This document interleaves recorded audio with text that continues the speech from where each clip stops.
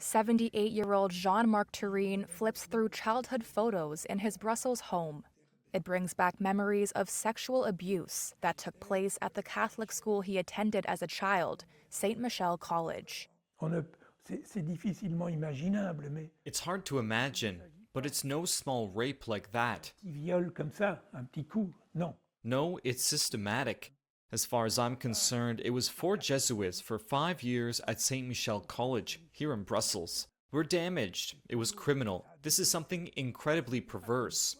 Turenne wrote about his abuse in his book Reverend Fathers, and is part of a group of sexual abuse survivors in Belgium who have called on Pope Francis to take stronger action against predators and push for deeper reforms in the Catholic Church. Pope Francis is set to meet with survivors and activists in the coming days while on a tour of Belgium and Luxembourg that will also focus on migrants. Catholic clergy abuse scandals have emerged in countries across the world in recent decades. More than 700 complaints and reports of abuse involving the Church have been made in Belgium since 2012, according to a report by the Catholic Church in Belgium in 2022. The pontiff, who calls abuse demonic, says he's made prevention a priority. Francis created the first high-level PayPal commission to address clergy abuse. He also debuted a global system for Catholics to report suspicions of abuse or cover-ups by bishops. Former priest turned activist Rick Devel says the initiatives need to be acted upon. De nieuwe pauselijke maatregelen zijn goed.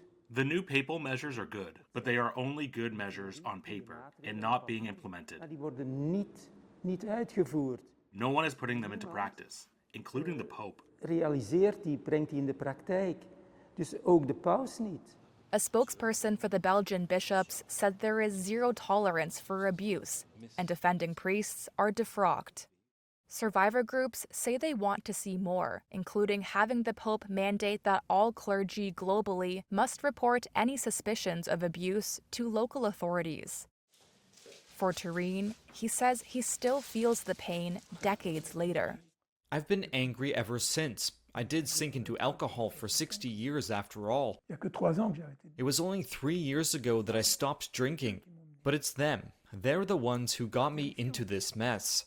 What we want to say to the Pope is that it's time for him to have a word with us. He's the boss of the Church.